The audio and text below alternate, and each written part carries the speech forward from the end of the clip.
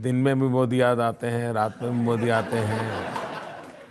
वो शेर की चर्चा करते हैं तब भी उनको मोदी याद आते हैं। वो लैपटॉप की चर्चा करते हैं तो भी उनको मोदी याद आते हैं। तब उनको वो हर जगह पे मोदी दिखते हैं तो उनकी कठिनाई है। हम जनता से पूछते हैं जो लोग सवाल पूछना चाहते हैं, एक एक करके। हाँ। सर, मैं सर से जानना चाहती हूँ कि यदि सर की सरकार बनती है तो जो क्रिश्चियन भाई हैं हमारे, क्या उनको ये विश्वास दिला सकते हैं कि उनके चर्च तोड़े नहीं जाएंगे? ऐसा तो कभी हुआ नहीं, कभी सुना नहीं हमने। जलाए नहीं जाएंगे सर?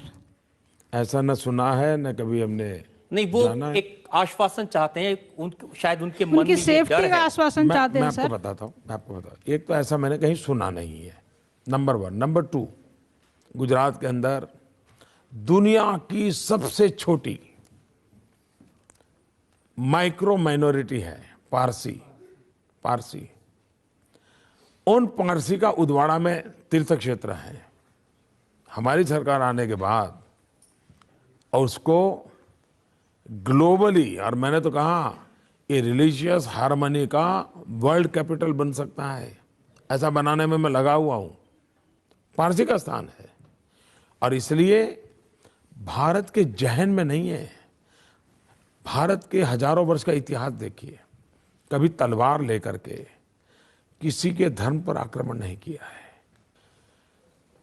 हमारा देश ऐसा है जो कहता है इसका भगवान, उसका भगवान, उसका भगवान, ये हमारी सोच नहीं है। हमारे देश की सोच है ईश्वर एक है और उसे प्राप्त करने के रास्ते अलग अलग है। Yes sir.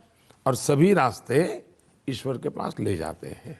और इसलिए कोई ऊंचा है, कोई नीचा है, ये चाहिए ये नहीं चाहिए, भारत का संविधान इसके लिए किसी को सहमति नहीं देता है।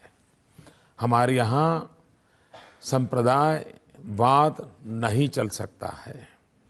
हम धार्मिक लोग हो सकते हैं, सांप्रदायिक जुनून हमारे देश में कतई नहीं चल सकता है। और इसलिए भारतीय जनता पार्टी का ये मोटो रहा है सर्व पंथ समभाव, सभी पंथों के प्रति समभाव होना चाहिए। इसलिए मैं इस देश के सभी नागरिकों को कहता हूं, आप आश्वस्त रहिए। इस जातिवाद का जहर, इस संप्रदाय का जुनून भारत की प्रगति को रोकता है और ये हम नहीं होने देंगे।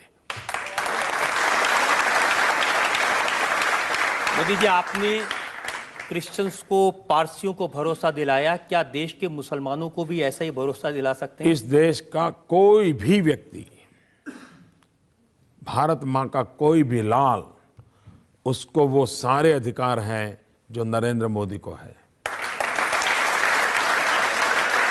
किसी को आपसे डरने की जरूरत नहीं है? कुछ लोगों को तो डरना पड़ेगा। देश को लूटने वाले, उनको डरना पड़ेगा। अन्याय करने वालों को डरना पड़ेगा। और मैं ये बात कहने से डरता नहीं हूं।